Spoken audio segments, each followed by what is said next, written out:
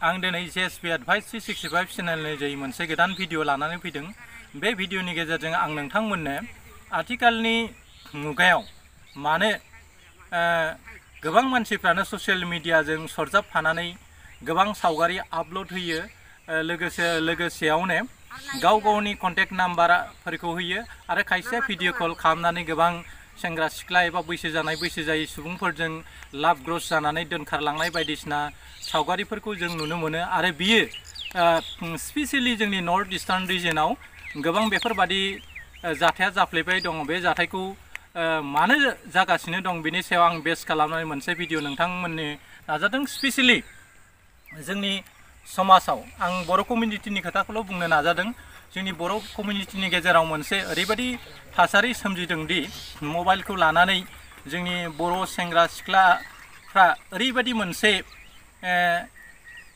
थासारिजों बुसोमजादों आरो बे मबाइलजों गेलेनो जोंनि बिब' बिनानाव आरो बैसो जानाय बैसो जायै आरो बैसोगोराफ्राबो सोरबा सेंग्राजों रिलेसन लाखिलायनानै सेक्सुवेल इन्टारकर्स जानायजों लोगोसे खायसेया दबथायलायनो हायैयाव सोरनिबा गथ' गथाय थाखानाय हिन्जावखौनो लानानै खारनाय आरो खायसेया आरो सेंग्रा सिख्लाफ्रा बेफोरबायदि SMS गेलेलायनानै हाबा जानाय थासारिखौबो जों नुबोगासिनो दङ। नाथाय आं गासैबो बिथिङाव गासैफोरखौ सोंखारिनो नाजायाखै।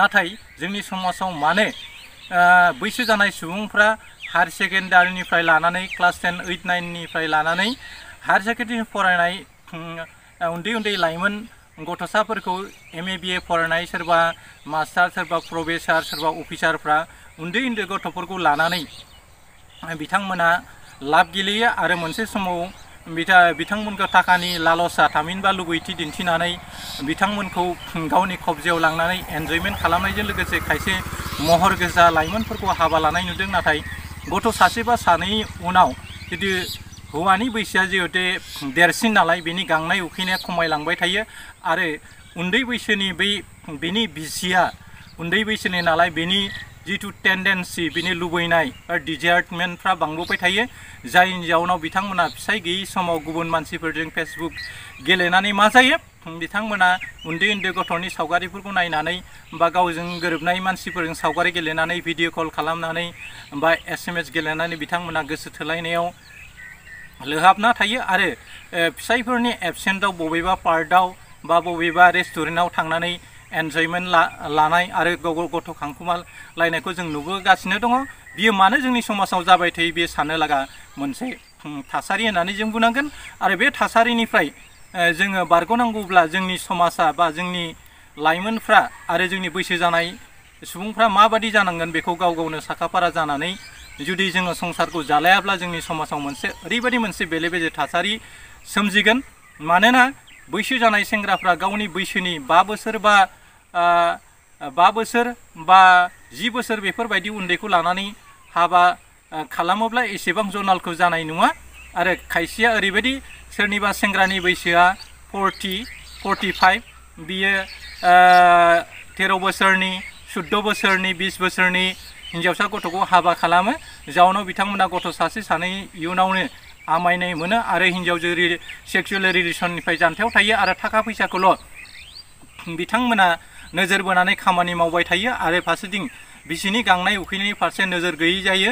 मानोना बैसो जाबोनाय लोगो लोगो गथ'फोरखौ फरायनायाव माबादि थाखा फैसा नांगौ आरो माबादि बे थाखा फैसाया फैगोन बेखौ नोजोर बोनानै बिथांमोना खामानि मावनाय जायो आरो बिथांमोना गावनि बिसिनि थाखाय मोनसे मोजोमसे अननायखौ आबुङै होनो हायैबो सम जायो। जाउनाव बिथांमोना सेक्सुवेल रिलेसनशिपआ गेप जानानै थाङो, जायनि जाउनाव बे आइजोखौ सोरबा सेंग्राया बा सोरबा सुबुङा अननाय मोनसे SMS गेलेनानै बा फनजों रायलायनानै बेखौ गावनि फारसे बोनानै लांबाय थायो। लांनानै लास्ट टाइमाव बिथांमोना बेबायदिनो फिसायनि आंखालथिनि जायगायाव मा खालामो, बे फिसायनि जिथु मावनो गोनां खामानिमोन बेखौ गुबुन सेंग्रानि जोहै गावनि गांनाय उखैनायखौ सुफुंनो गोनां जायो।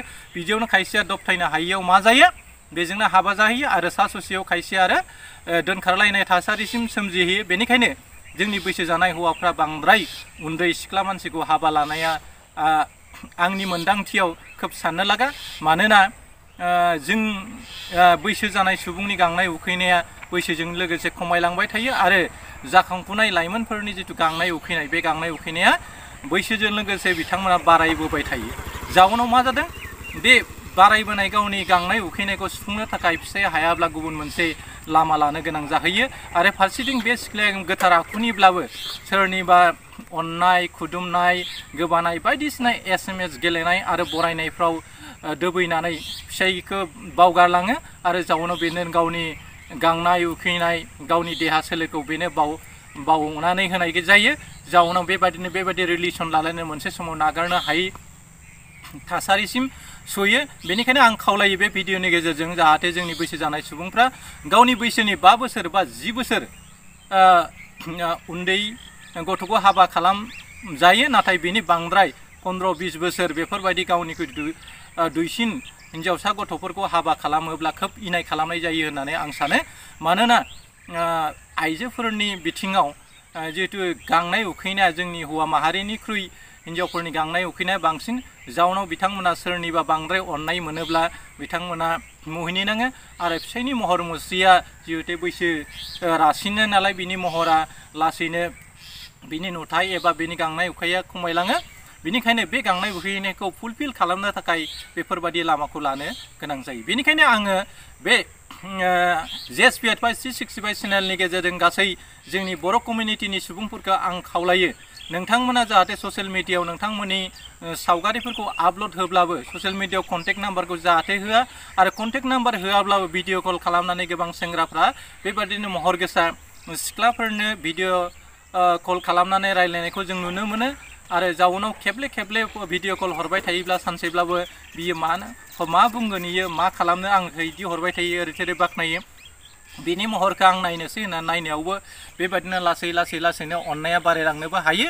बेनिखायनो नोंथांमोना स्पेसियेलि कन्टेक्ट नाम्बारखौ होआब्ला खोब मोजां जायो आरो थेवब्लाबो भिडिअ कल खालामनानै नायनो हायो।